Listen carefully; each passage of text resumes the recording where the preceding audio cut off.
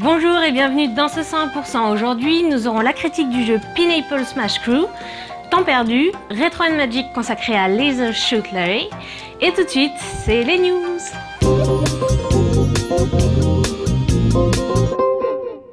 Le Grand Prix international de la visualisation en sciences et ingénierie a couronné pour son édition 2 titres que l'on peut classer dans le jeu vidéo. Le premier, Velu le soudeur, est un mini-jeu développé en indé pour apprendre les bases de la soudure aux jeunes en difficulté scolaire.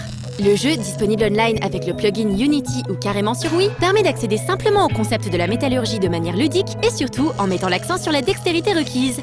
Le second jeu est le désormais célèbre Foldit, le programme de repliement des protéines développé par l'Université de Washington qui permet aux joueurs de tenter de résoudre le problème des structures protéiques, problème très complexe même pour les ordinateurs les plus puissants.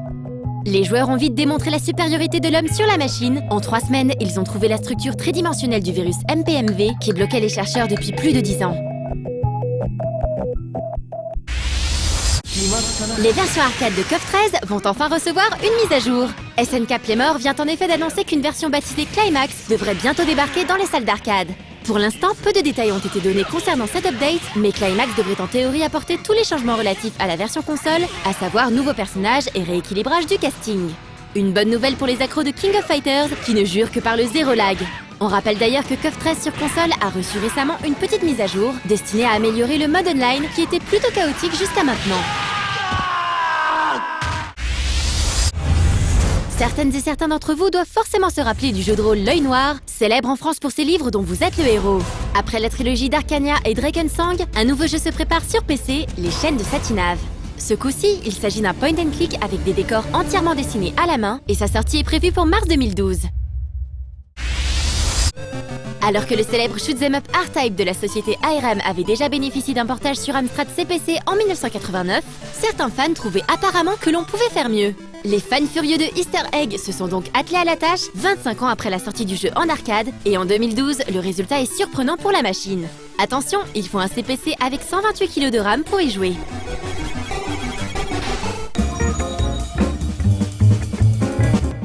Le truc à la mode en ce moment dans les jeux vidéo, c'est de mettre des Quick Time Events, des QTE. Alors moi, la première fois que j'ai eu affaire à un QTE, c'était dans Shenmue. D'ailleurs, je pense que beaucoup d'entre vous sont fans, hein. Moi aussi je suis fan. Et donc mon premier QTE, j'ai vraiment eu l'impression d'être actrice de la cinématique. J'avais une influence dessus, quoi, et j'aimais bien ce petit sentiment d'immersion supplémentaire que ça apportait. Alors je sais pas si le jeu qui va suivre en contient. Quoi qu'il en soit, on regarde la critique.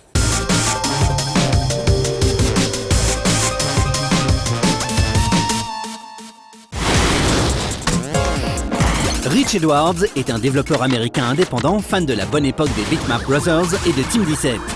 Il a réalisé l'année dernière le jeu Pineapple Smash Crew qui a gagné le Grand Prix de l'Indies Games Arcade d'Eurogamer Expo en 2011. Rich a réalisé le jeu tout seul, mis à part la musique qui a été confiée à l'artiste de chiptune Cyphus. On retrouve dans Pineapple Smash Crew les influences de l'auteur, avec des éléments d'Alien Breed, de Chaos Engine ou même de Worms et Cannon Fodder. Aujourd'hui, le jeu est sorti sur PC et arrive sur Steam. C'est l'occasion d'examiner ce qui fait un hit parmi les jeux indépendants.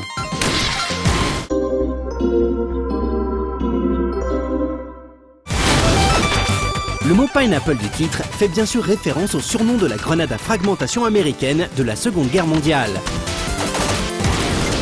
Pineapple Smash Crew est un jeu vu du dessus où le joueur dirige une escouade de soldats dans des missions spatiales.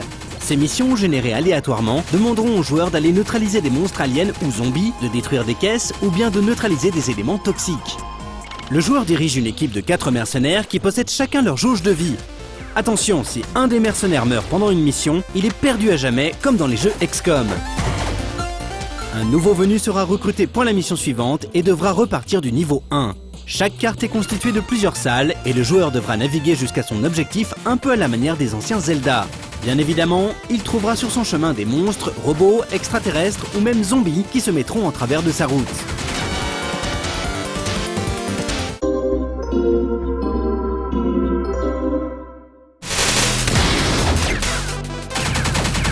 Le Le joueur dirige son équipe au clavier et tire avec la souris. À tout moment, il peut changer le membre de l'équipe qu'il dirige avec la molette de la souris. Les autres membres suivent le personnage principal et tirent quand il tire. Il faudra bien sûr dégommer les monstres, mais aussi les caisses pour récupérer des crédits. Tout le sel du gameplay de Pineapple Smash Crew repose sur les grenades disponibles pour le joueur. Dès le départ, on trouve dans les niveaux des grenades standards, des lance-roquettes, mais aussi des soins. Le tir standard s'active avec le bouton gauche de la souris et les grenades avec le bouton droit. Souvent, un second clic sur le bouton droit déclenchera la grenade elle-même, permettant un meilleur contrôle de l'explosion.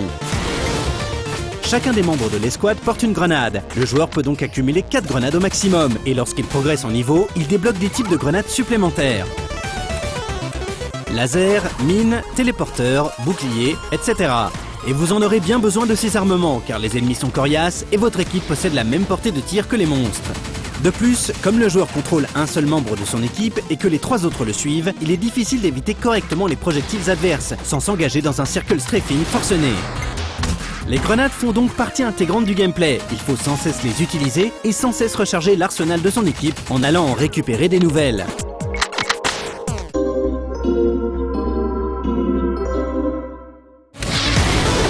Il est très intéressant de voir ce que donne Pineapple Smash Crew.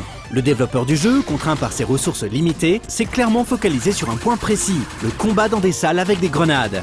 Cet aspect est maîtrisé et il faut reconnaître que cette partie est très réussie. Le combat est impeccable, précis et tendu. Mais l'acheteur intéressé doit savoir que Pineapple Smash Crew ne propose ni plus ni moins que cela. Peut-on baser un jeu uniquement sur l'évolution des types de grenades? En tout cas, il y en a une sacrée diversité ici. À un prix raisonnable, certains joueurs se laisseront certainement tenter par l'expérience.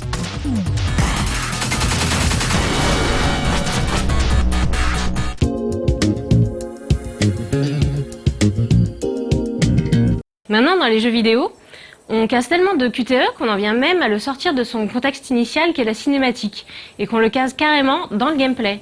Ce qui en soi est dommage. Imaginez, vous êtes en plein combat, bien épique, et que d'un seul coup, paf, QTE. Bah, ça coupe un petit peu le feu de l'action, quoi. Et ça, c'est assez pénible. J'en viens presque à regretter l'époque où le QTE était dans sa petite cinématique, et que la cinématique en mettait plein les mirettes grâce à ça. Tout de suite, on regarde, temps perdu.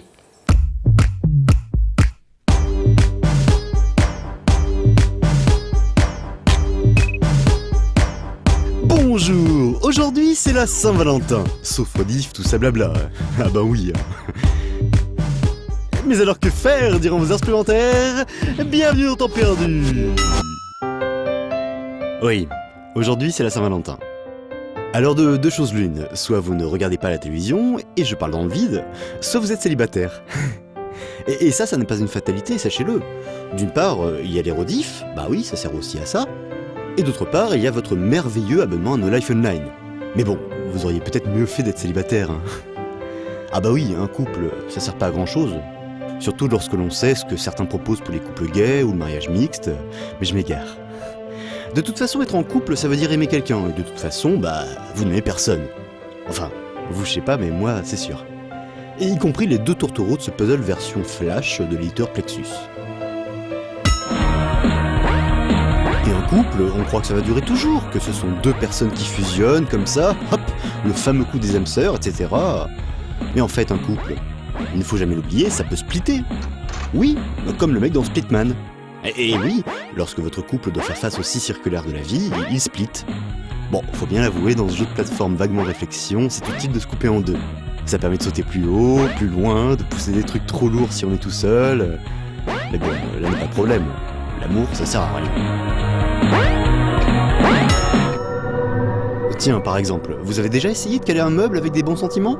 Eh ben voyez, ici, une oui se révèle beaucoup plus utile. Et puis en plus c'est compliqué, faut que tout s'emboîte bien, que tout tourne bien, que tout aille dans le même sens. Et vous savez, il n'y a rien de plus difficile à comprendre que les rouages des sentiments gluants et dégoulinants de la passion. Il vous suffit de vous essayer un peu à This Robotic Hearts of Mine pour s'en rendre compte. On tourne ici, on retourne là, et faut recommencer. Alors bon, s'embarrasser l'esprit de toutes ces mièvreries incompréhensibles...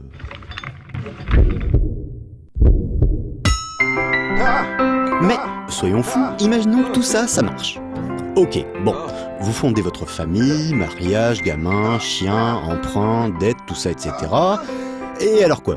Entre les mauvaises humeurs des uns et des autres, la crise d'adolescence du plus vieux, les bêtises et les hurlements du plus jeune, c'est pas tous les jours la fête, hein. Bon, ok, dans les moments difficiles, ça permet plus ou moins de se sentir un peu moins seul. Voire même de s'entraider, se serrer un peu les coudes de temps en temps, de rire ensemble aussi, de partager, de s'apprécier, de vivre en harmonie et de finalement s'aimer. Oui. Juste un peu comme dans All That Matters, qui au-delà du fait d'être un très bon jeu d'action casse-tête qui fait du bien, rappelle certaines choses importantes, qu'il ne faut pas oublier. Oui, ne pas oublier ce qui compte, ce qui fait le sel ou le poivre de la vie, ce qui est important.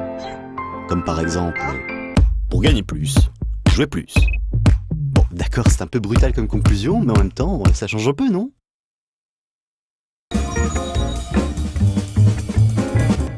Certains jeux intègrent très bien le principe de QTE.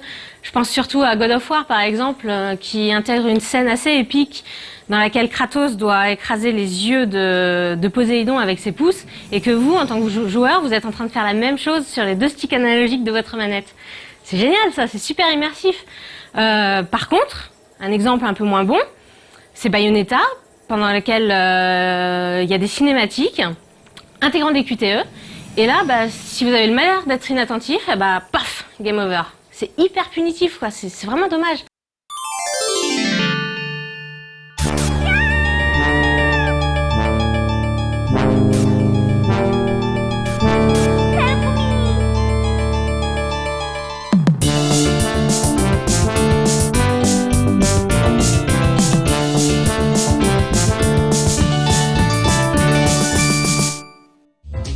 Ce Retro & Magic est placé sous le signe du romantisme et dédié à tous ces aventuriers à la recherche du trésor le plus élusif et le plus précieux qui soit, l'amour avec un grand A. Toi, téléspectateur, si tu es seul devant ta télé, ne désespère pas et écoute plutôt les conseils avisés prodigués par Larry Laffer. Car après tout, si un abo dégarni en costume de polyester blanc portant gourmette et chaîne en or peut trouver l'amour, alors tout est possible.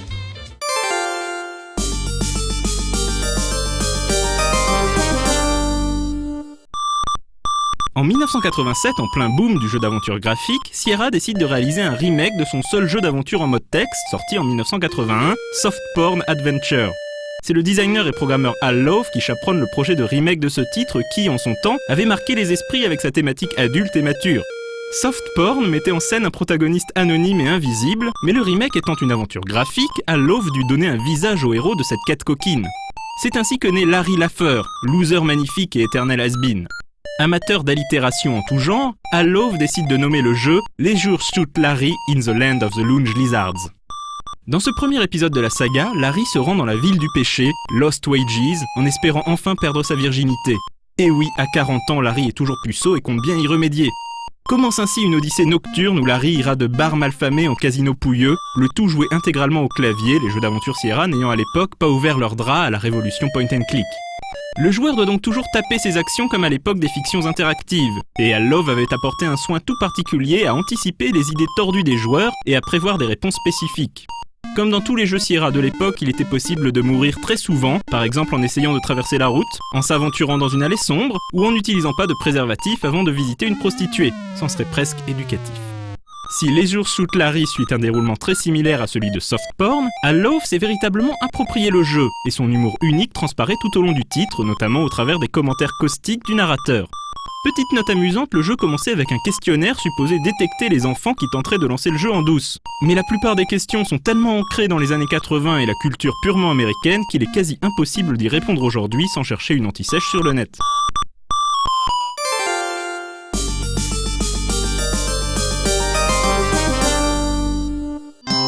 Leisure Suit Larry ayant rencontré un succès planétaire, Al Lowe se met au travail sur la suite des aventures de Larry. Alors que notre Don Juan du dimanche croyait enfin avoir trouvé le grand amour auprès de la belle Eve, il doit rapidement se rendre à l'évidence. Plan d'un soir ne veut pas dire grand amour, et Eve ne tient pas franchement à le revoir après cette fameuse nuit à Lost Wages. Larry se retrouve donc à nouveau seul et désœuvré. Après avoir gagné à tourner ménage, Larry va se retrouver confronté au maléfique docteur Nonuki qui ourdit des plans machiavéliques sur l'île Pas ce soir. Si le gameplay n'a pas changé, le ton de Larry 2 est très édulcoré par rapport à celui du premier épisode qui avait choqué quelques âmes prudes. Heureusement, l'humour d'Al Lowe fait toujours mouche et il s'amuse cette fois-ci à parodier les clichés des films d'espionnage et d'aventure, à l'image de son génie du mal qui possède une base secrète au cœur du volcan d'une île paradisiaque, entourée de créatures de rêve courvêtues.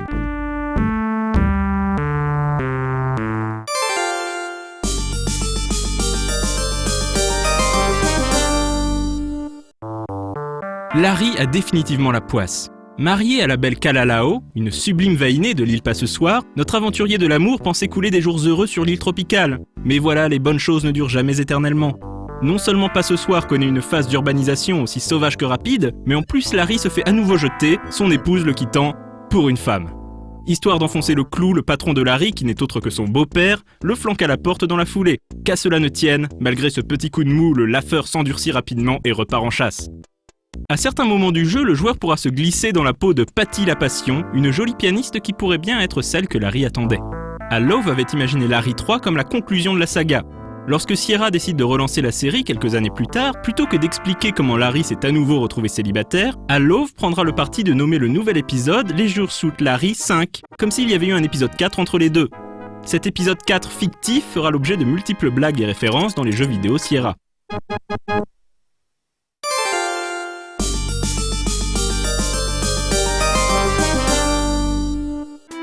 Au début des années 90, Sierra embrasse enfin le contrôle à la souris et décide de réaliser des versions point and click de ses grands classiques, avec des graphismes refaits pour l'occasion en VGA. C'est ainsi qu'une nouvelle version du premier Leisure Suit Larry sort en 1991. Le déroulement du jeu est en tout point identique et l'humour n'a pas changé d'un poil plus bien. Bref, c'est certainement la version la plus accessible de ce grand classique du jeu vidéo gentiment coquin.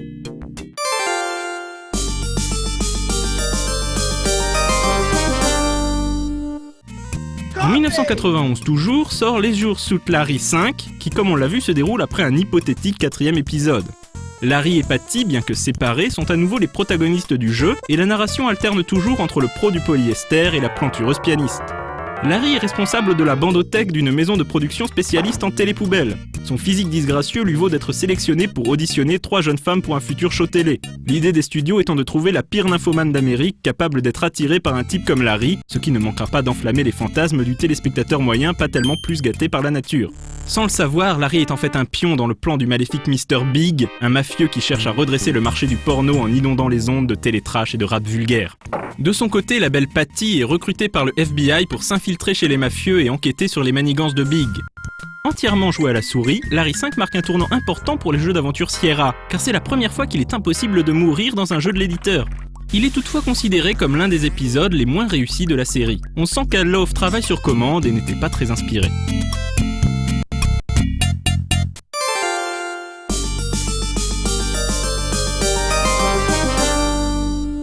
Larry revient en solo en 1993 dans une nouvelle aventure intitulée Shape Up or Sleep Out.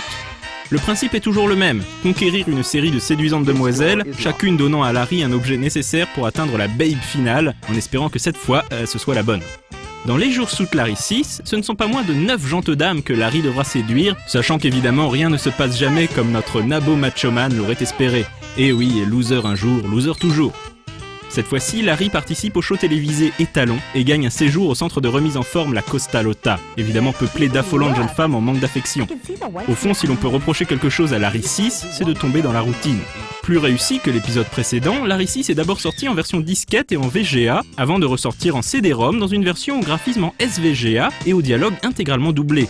Notons également qu'Al Lowe, non content d'avoir conçu et écrit le jeu, joue également du saxophone sur la bande originale. Quel homme!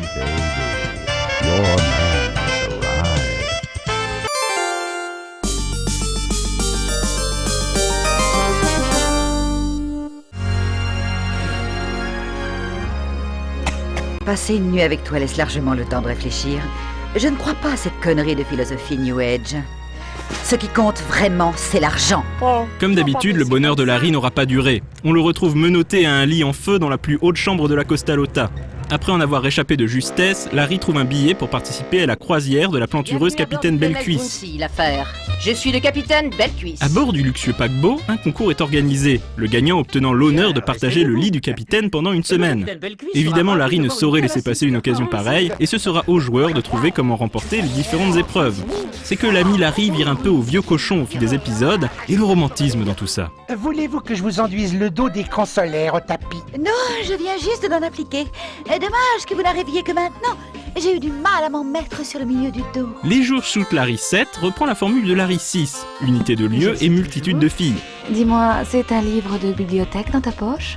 Ou est-ce que tu es tout simplement content de me voir? Le jeu propose désormais des graphismes cartoon très réussis, ainsi qu'une interface qui combine l'accessibilité du point and click et la créativité offerte par les escapades textuelles de jadis.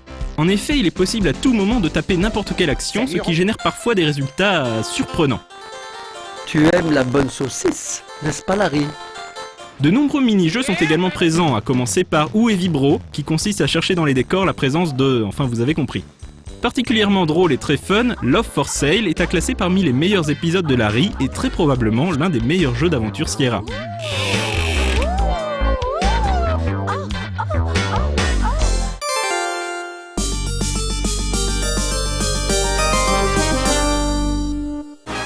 La série aurait dû se poursuivre avec un épisode baptisé Lost in Space, dans lequel Larry aurait passé le cap de la 3D. Malheureusement, le projet fut annulé et seul un test d'animation demeure pour imaginer la direction artistique qu'aurait pu prendre le titre. Après le rachat de Sierra par Vivendi Universal, de nouveaux jeux estampillés Larry virent le jour, sans le concours d'Al Love et sans la qualité et l'humour qui avaient fait le succès de la série jusque-là. Larry devrait faire son vrai grand retour en 2012 avec un nouveau remake de sa première aventure, cette fois-ci en 2D HD.